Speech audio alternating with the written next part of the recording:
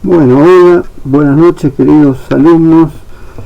Este va a ser el primer video que vamos a armar para que ustedes vayan siguiendo los apuntes, para que puedan interpretarlos, interpretar cuál es la idea esencial que les tiene que quedar de cada uno de los temas. Así que bueno, vamos a ir arrancando. No puedo extender demasiado el video porque después va a ser muy pesado y a ustedes les va a costar bajar. Así que vamos a ir probando sobre la marcha. Bueno, empezar a hablar del ensayo de tracción por mail. Básicamente les voy a explicar un poco las, lo que es importante, lo que para ustedes es fundamental, o sea, la forma de leer el apunte y de entender y de saber cuáles son los conceptos imprescindibles. Entonces, bueno, este es el apunte que ustedes habrán levantado de Dropbox o de o del campus.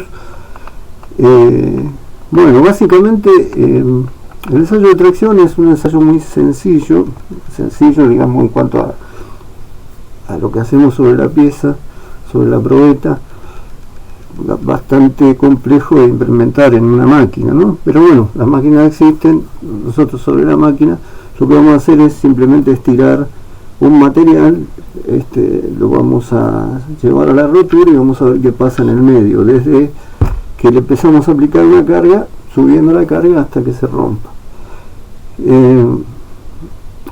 En base a ese ensayo vamos a ir viendo los distintos comportamientos que va teniendo hasta que se rompe el material.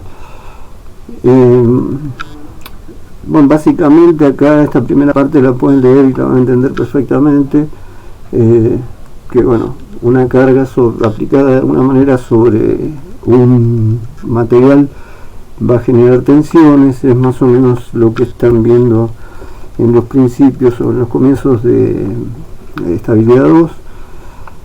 En general, en un ensayo de tracción donde simplemente tengo una barra y la estoy traccionando con una fuerza, las tensiones que se generan son directamente las cargas dividido la sección. Digamos, el caso más fácil de calcular por resistencia de materiales una tensión. Después obviamente hay flexión, hay un montón de otras solicitaciones, pero esas van a tener una fórmula distinta. Pero todo lo que sea sigma, que sería la condición, vamos a sacar de acá una tensión admisible para cada material. Esa tensión que va a salir del ensayo de tracción les va a servir para cualquier caso donde aparezca sigma de cualquier solicitación, obviamente en una fórmula diferente. Esta parte es fundamental que ustedes la tengan bien claro. Las deformaciones que pueden ser no permanente y permanente. Una deformación no permanente es, en general, esto pasa mucho en los metales, digamos, hay un límite donde yo puedo aplicar tensiones, kilos por milímetro cuadrado, hasta donde el material se comporta de manera elástica. O sea, ya estamos metiendo un poco el concepto de elasticidad. El material conserva elasticidad hasta cierta tensión. Pasada esa tensión, el material empieza a tener deformaciones permanentes. Deformaciones permanentes, ¿qué quiere decir? Que si yo saco la carga, no vuelve a la misma dimensión. Entonces se comporta primero a bajas tensiones de manera elástica, saco la tensión, vuelve a recuperar su dimensión, y después de manera plástica, pasada una cantidad de kilos por milímetro cuadrado, que es lo que vamos a sacar del ensayo de tracción, y a partir de ahí vamos a tener deformaciones permanentes. Obviamente va a ser muy importante la tensión límite que voy a sacar de acá, de este ensayo, porque las piezas, cuando las diseño, van a tener que estar calculadas a la tensión límite elástico. O sea, nadie va a calcular una pieza hasta la rotura, porque en realidad pasaríamos por un periodo de deformación permanente. Imagínense un engranaje que por haber entrado en el periodo plástico empieza a funcionar y los dientes se van doblando y tienen deformaciones permanentes. Eso puede dar 3 vueltas. ¿Mm? La idea es que todas las piezas tienen que trabajar en su periodo elástico, o sea, una vez que le retiro la carga tiene que volver a tener la misma dimensión. Siempre que la pieza está cargada se generan tensiones y se generan deformaciones, pero tenemos que trabajar por debajo de las tensiones que el material me marque en el ensayo de tracción como su límite elástico, o sea, siempre por debajo del límite elástico, siempre con deformaciones no permanentes, ¿eh? Entonces después para cualquier verificación, para cualquier cálculo, tengo el valor de referencia del material que estoy usando, que obviamente para cada material es distinto. Entonces, bueno, tenemos la deformación permanente, la no permanente, la resistencia del material a la rotura, la capacidad que tiene para soportar cargas externas sin llegar a la rotura, la resistencia elástica es la que yo le decía, la capacidad del material para soportar cargas externas sin quedar con deformaciones permanentes. Entonces, elasticidad es la propiedad del material de volver a sus dimensiones iniciales luego de retirada la carga actuante. Vamos a ver primero plasticidad. Propiedad del material de poder deformarse de forma permanente. El comportamiento plástico a la tracción se llama ductilidad y el comportamiento plástico a la compresión se llama maleabilidad. Debido a que en mecánica es más común trabajar a la tracción, por eso se suele decir que un material es frágil o dúctil, no plástico, se suele directamente llamarlo dúctil en lugar de frágil o plástico. Cuando un material es dúctil tiene un periodo elástico y un periodo plástico, o sea, primero deforma de manera no permanente y llegada a cierto valor de tensión empieza a deformar plásticamente, y yo no lo tengo que dejar en el diseño que pase nunca el límite elástico. ¿Qué es lo contrario de la plasticidad? La fragilidad. La fragilidad es el comportamiento que presenta un material que llega a la rotura con ausencia de deformaciones permanentes, o sea, tiene deformación elástica pero enseguida se rompe. Todo esto se va a ver en el gráfico de tracción. Ahí van a ver claramente cómo se observa mediante un gráfico todo este comportamiento, que en cada material es diferente. O sea, hay materiales que son frágiles, por lo tanto van a tener una deformación elástica, y llegada a esa deformación elástica enseguida se van a romper, o sea, van a tener un periodo plástico corto o no van a tener periodo plástico. Eso se llama materiales frágiles. Si bien la elasticidad es lo más importante, porque yo tengo que saber hasta cuántos kilos por milímetro cuadrado puedo cargar el material, que el material sea dúctil es importante también, porque yo en realidad estoy calculando el material con valores de trabajo, con los valores que yo supongo que son de servicio con el que va a trabajar. Pero si hubiera una sobrecarga, si hubiera algún tipo de accidental de aumento de carga, ¿qué pasa con el material si llega a superar ese valor con el que yo lo calculé de tensión?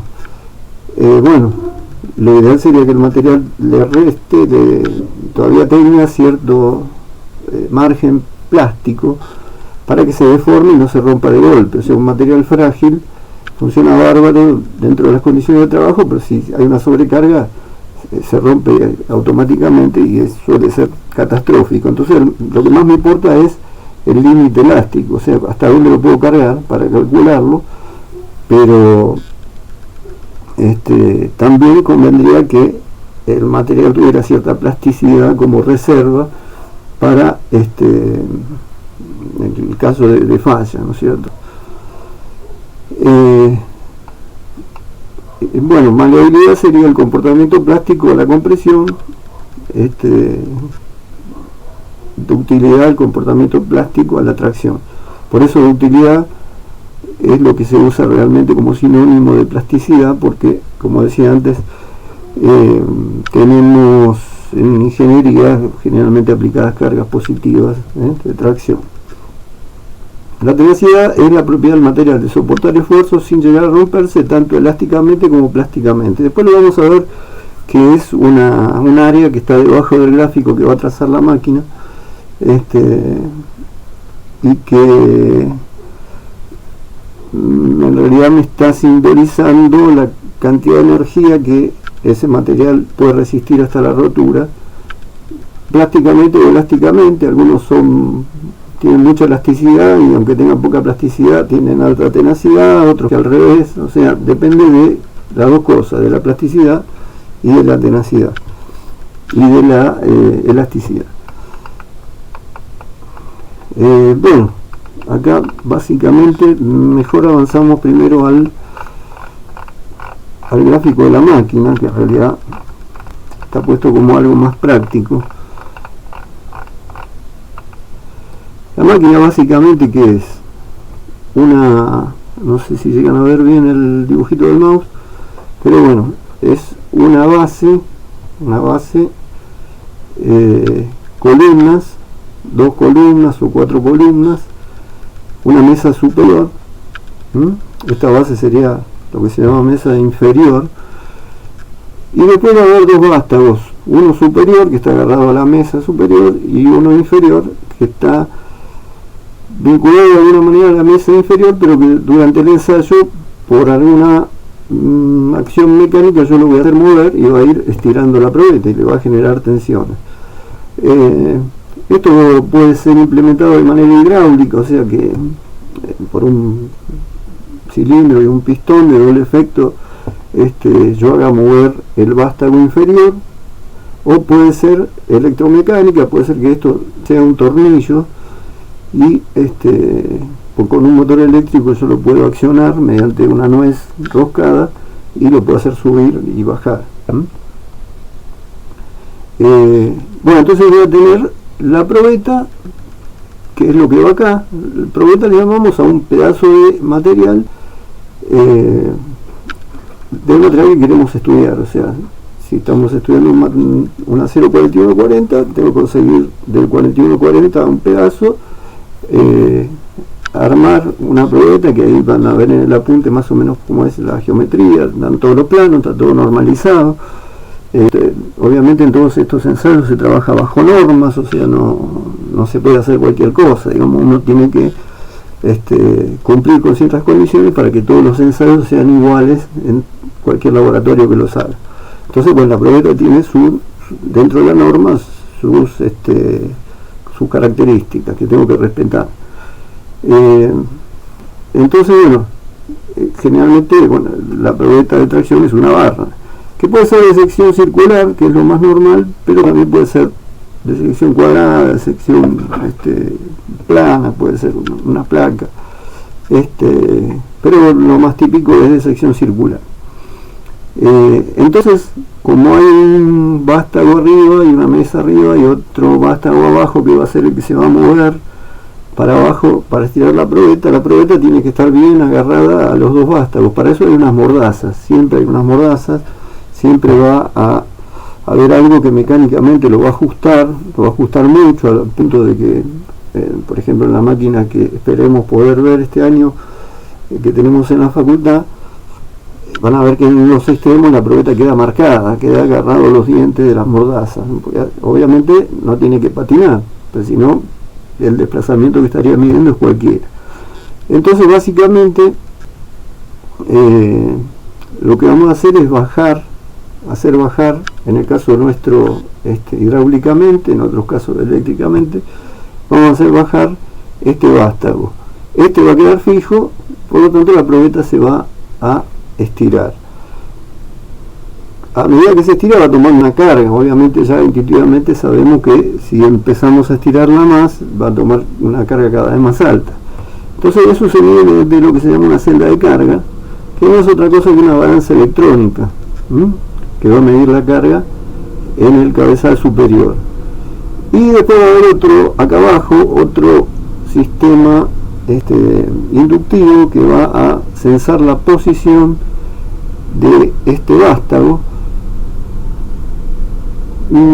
teniendo en cuenta que prácticamente lo que se mueve el vástago es lo que se estira la probeta. Entonces de ahí vamos a sacar el valor del estiramiento. No vamos a trabajar con valores fijos, sino que vamos a ir graficándolo. O sea, vamos a sacar la señal de tensión, la máquina me transforma la posición del pistón en una señal de tensión que la vamos a meter en lo que se llama un registrador, que ahora le voy a explicar qué es, y vamos a sacar la tensión de la celda de carga, que también va a ir al registrador. Son señales eléctricas, una indica carga como si fuera una balanza, la otra indica desplazamiento. El registrador es una máquina que puede ser una especie de tablero donde hay una especie de regla puesta de manera vertical, y en la medida que yo voy poniendo la señal que va al eje X, la regla se va desplazando, en este caso a la derecha, y después tiene otra regla más chiquita que se desplaza sobre esa primera regla. Todo eléctrico, todo electrónico. Por lo tanto, si crece el alargamiento, la primera regla va desplazando todo para la derecha, y si crece la tensión, la segunda regla va desplazando todo para arriba. En el extremo de la segunda regla hay un marcador, una fibra o algún tipo de marcador. Entonces sobre un papel milimetrado eso va dibujando el gráfico, o sea, le va dibujando durante el proceso de estiramiento de la probeta, me va dibujando puntos, que significa cuánto se estiró y qué carga tomó. El eje Y serían las cargas, el eje X serían los alargamientos. Entonces ahora sí, más o menos conociendo cómo es el principio de funcionamiento de la máquina, pasamos al diagrama característico, que es lo que va a salir en ese registrador. Acá estamos hablando de un acero dúctil, que es decir, un acero que tiene grandes deformaciones permanentes. Usamos el ejemplo de un acero dúctil porque es el que tiene más partes, o sea, ahora vamos a hablar de varias partes, de varios puntos. Si el material no fuera dúctil, empiezan a desaparecer puntos, o sea, el comportamiento no es el mismo. Este sería el más completo. Después el otro tipo de materiales más duros, más frágiles, van a ir perdiendo parte de estos puntos y de estas curvas. El acero dúctil, digamos, tiene todo este proceso. Acá vamos a ver que hay una parte que es proporcional. Una parte que es proporcional, que quiere decir que cuando yo arranco el ensayo, los alargamientos son proporcionales a las cargas que toma, o las cargas que le aplico son proporcionales a lo que se estira la probeta. Acá en este eje tenemos delta L, que es el estiramiento de la probeta, y en este eje tenemos la carga. O sea, son los dos valores que sacábamos de la máquina, la carga que la sacábamos de arriba, y la posición del pistón, que representaría el alargamiento de la probeta. Bueno, entonces primero va a haber una parte proporcional, un poquito más adelante va a estar el límite elástico. Si yo descargara la probeta en cualquiera de los puntos que están por debajo de este límite elástico, la fibra que estamos poniendo en el registrador volvería por el mismo camino exactamente y me volvería a cero, y yo no tendría deformación permanente. Y después empieza el periodo plástico, que se empieza a manifestar con lo que se llama la fluencia. Este pedacito donde hay oscilaciones es lo que se llama el periodo de fluencia. La fluencia es un reacomodamiento cristalino que se da cuando pasamos del periodo elástico al periodo plástico, por los cambios que hay en el material, y se manifiesta como una sucesión de picos. Es como que el material va a ceder pero recupera, va a ceder pero recupera, hasta que se estabiliza todo, y a partir de ahí empiezan las deformaciones plásticas más grandes. El primer pico de este periodo de fluencia es lo que llamamos la fluencia. Entonces de acá podemos extraer del gráfico una carga P de fluencia. Esto es lo que nos da la máquina. Después va a aparecer un periodo que se llama el periodo de las grandes deformaciones, donde la deformación ya es plástica. Obviamente esas deformaciones no desaparecen cuando yo descargo la máquina. Podría parar la máquina, sacar la probeta, y yo voy a ver que la probeta está más alargada de lo que era originalmente. Entonces este periodo le llamamos de las deformaciones homogéneas hasta acá, porque las deformaciones son todas iguales, o sea, en todas las secciones se mantiene el mismo diámetro. El diámetro se va achicando y la probeta se va estirando, pero va manteniendo la forma cilíndrica. Cuando llegamos a una carga máxima empieza a bajar la carga y ¿qué es lo que está pasando? ¿Por qué baja la carga? Porque se empieza a producir lo que se llama la estricción, que sería el efecto que van a ver por acá atrás.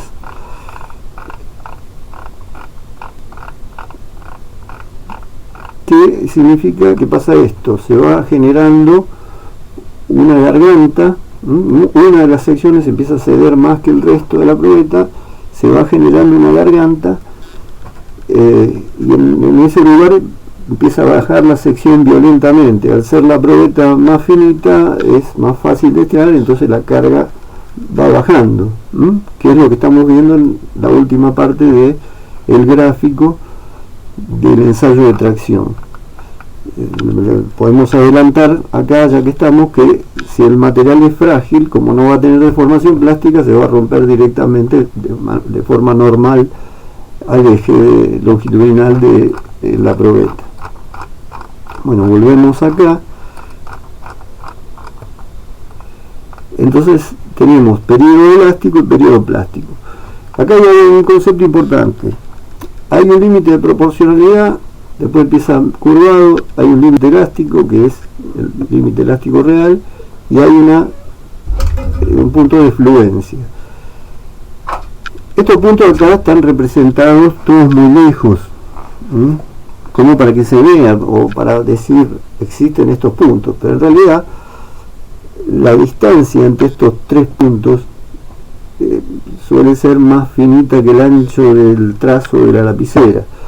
Por lo tanto, como la fluencia se ve porque es un pico, podemos suponer que estos tres puntos, que están muy cerquitas, ya les digo, no están como están dibujados acá, sino que están muy cerquitas, se puede considerar que son todos el mismo punto. Entonces, como la fluencia tiene un pico, lo puedo identificar más fácil, y por eso es que se usa universalmente la tensión de fluencia como el límite elástico. Así que en realidad el límite elástico estaría acá en la carga E, P sub E, pero están tan cerca los puntos que podemos considerar este pico, que se ve más claramente, como el fin del periodo elástico, el principio del periodo plástico. A partir de ahí, la tensión de fluencia es la que se usa para calcular cualquier tipo de pieza, para saber cuál es el límite de tensión que puedo llegar a someter a la pieza. Bueno, entonces habíamos dicho, como llegamos a la tensión máxima, se empieza a producir ese estrechamiento de la garganta y empieza a bajar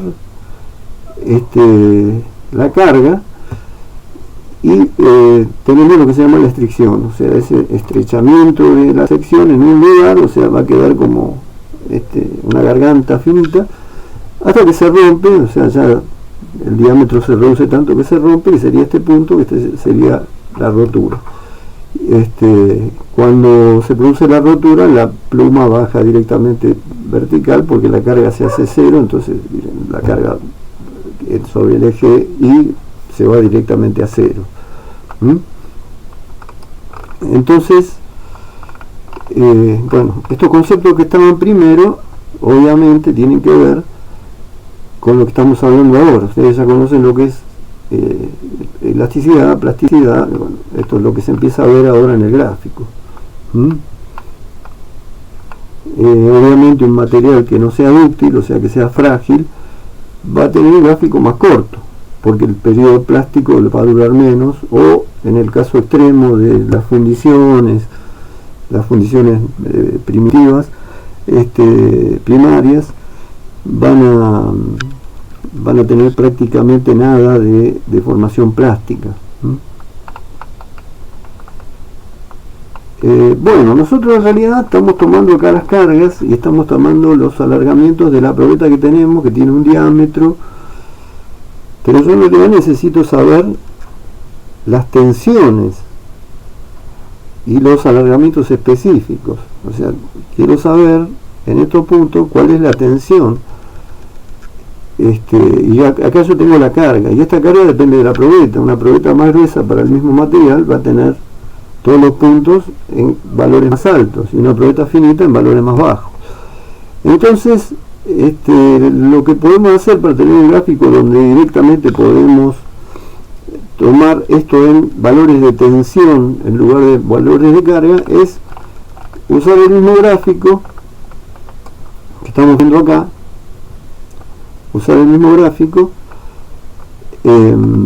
pero cambiando las escalas.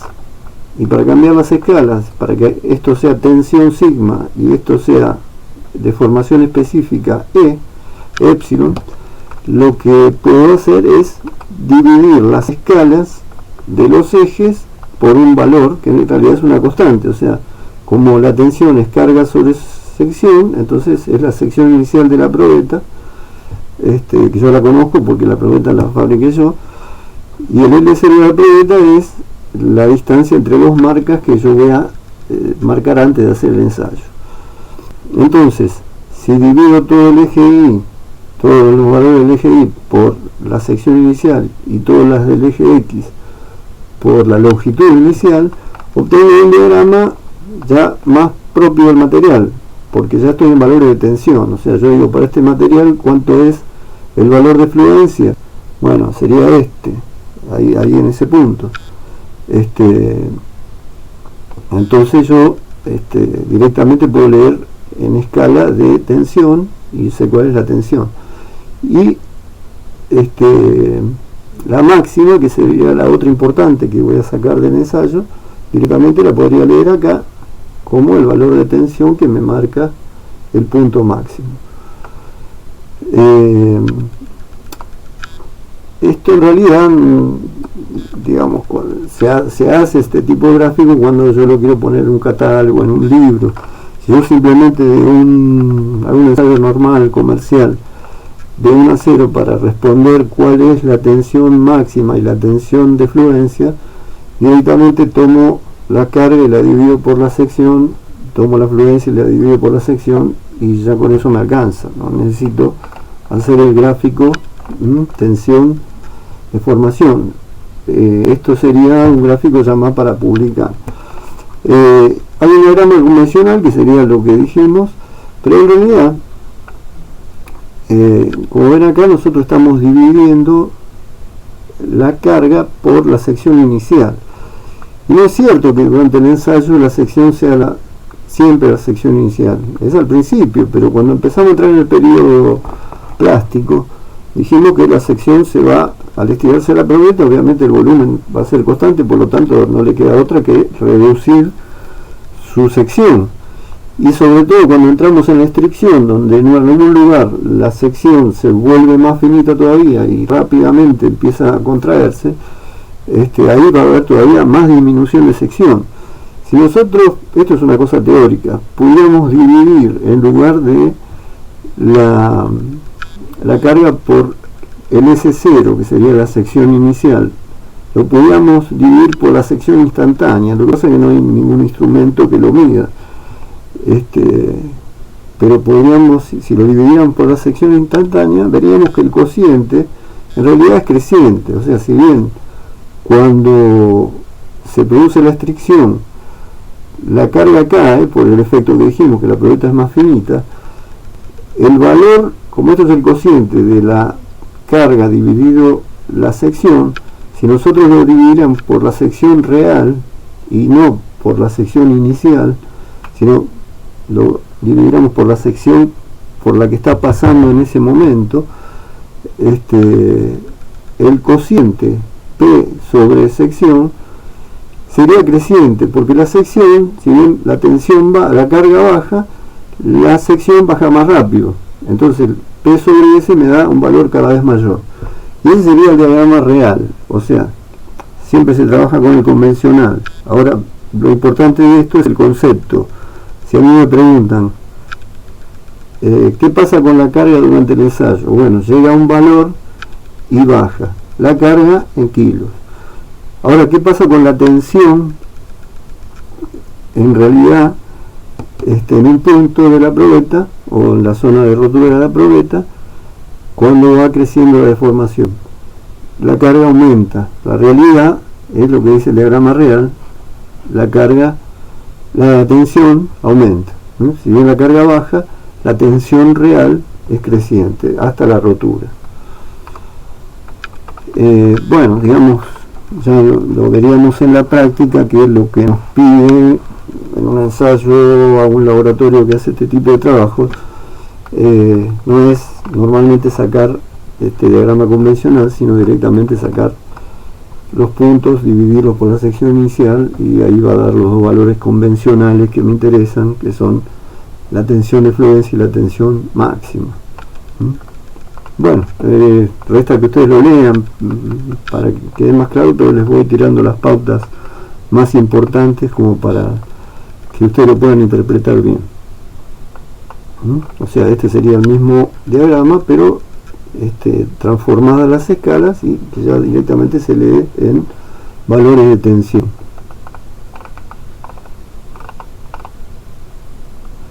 Bueno, acá tienen bastante información, ya hace referencia al periodo elástico, al periodo plástico, todas cosas que fuimos diciendo.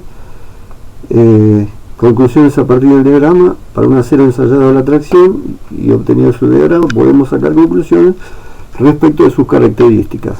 Es más elástico cuanto mayor es la tensión de fluencia, o sea, me deja trabajar sin pasar del límite elástico al plástico con valores más altos de tensión, es más elástico. Es más frágil cuanto menor es el periodo plástico. Es más dúctil cuanto mayor es su estricción, o sea, cuanto más se reduce la sección. Después vamos a ver que en otra etapa del ensayo vamos a medirla. En general, para materiales frágiles, delta F tiende a ser alto. Suelen ser los materiales frágiles de alta resistencia elástica y no presentan fluencia, y obviamente no presentan estricción. El periodo plástico es mínimo.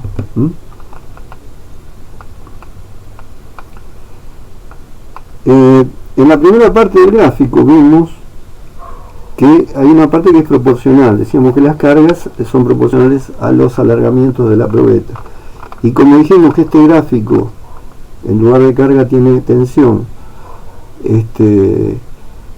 lo estamos sacando de ahí y tiene la misma forma. Obviamente este gráfico tiene una recta al principio. Esta recta es lo que se llama el periodo de proporcionalidad. Dijimos, si hay una proporcionalidad entre los dos ejes, quiere decir que la ecuación es una recta. Bueno, precisamente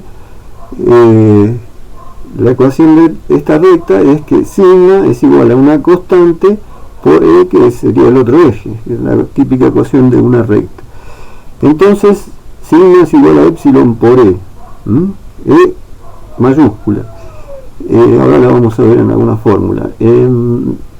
Esa es una constante que, si bien en todos los aceros cambia todo, o sea, todos estos puntos cambian, apenas cambia la composición química, el gráfico es diferente. O sea, yo tengo que hacerle ensayo a cada composición, a cada caso, pero llama la atención. Pero la constante elástica E, que es la constante de proporcionalidad, es prácticamente igual para todos los aceros. Da en el orden de 21.000 kilos por centímetro cuadrado. Perdón, 21.000 kilos por milímetro cuadrado.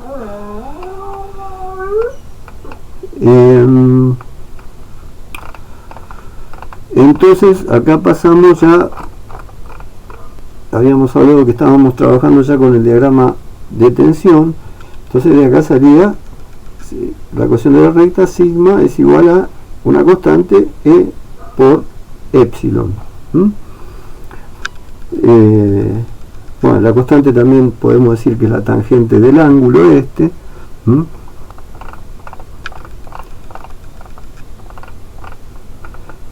Y acá tenemos la fórmula: sigma en esa recta, la ecuación de esa recta elástica, solamente esa recta, es igual a epsilon por E. Una simple forma de una recta. Acá tenemos cuánto vale E. En realidad yo les había dicho 21.000 kilos por milímetro cuadrado o 2.100.000 kilogramos por centímetro cuadrado, si es un cambio de unidades. Este valor en todos los aceros más o menos se mantiene. Bueno, vamos a seguir en otra entrega viendo los parámetros que se pueden obtener y vamos a entrar ya más en la parte práctica de esto. O sea, hasta ahora estamos definiendo cosas muy teóricas, estamos fundamentando para qué sirve el ensayo de tracción y qué cosas tengo que saber para hacer un ensayo de tracción y saber también qué es lo que voy a sacar. Así que bueno, les agradezco muchísimo la atención. En la próxima entrega seguimos con esto. Traten de leerlo, yo les digo un resumen de esto, ustedes lean lo textual, vean y después me informan por mail si entendieron, si tienen alguna duda. Y bueno, obviamente hay mucho más escrito que lo que yo expliqué, o sea, ahora lean el apunte y lo completan leyéndolo. Ya después ya pasamos al ensayo en sí. Bueno, buenas noches, les agradezco muchísimo la atención, les agradezco mucho que hayan tenido la intención de seguir la materia. La vamos a manejar por ahora de esta forma. En Dropbox voy a dejar este tipo de videos para guiarlos en los apuntes. Si podemos implementar videoconferencias mediante el Teams, también la vamos a hacer, sería lo ideal, pero el número de gente es muy grande y se puede complicar, porque hay mucha información en línea yendo y viniendo. En ese caso nosotros ocuparíamos el horario de la materia en la facultad, que hubiera sido siempre de las 8 de la noche en adelante. En ese caso, digamos, tendríamos de vez en cuando alguna videoconferencia, pero en general la idea es ir pasándole este tipo de videos que ustedes después lo pueden repetir, lo pueden ver las veces que quieran, siempre basado sobre los apuntes, para que ustedes los apuntes, que están bastante completos, los puedan ir siguiendo. Así que bueno, esperemos que esta etapa de clases a distancia no sea demasiado larga, esperemos que tengamos suerte por el bien de todos, y la etapa esta sea bastante corta, y después nos podamos encontrar en el aula, poder, en este caso del ensayo de tracción, hacerlo sobre la máquina, tomar valores, hacer directamente la práctica sobre valores concretos y verlo directamente sobre el equipo, cómo se hace, ver la probeta, ver la máquina, ver las mordazas. Así que bueno, me despido por ahora, y bueno, que estén todos bien, que sería lo fundamental. Muchas gracias.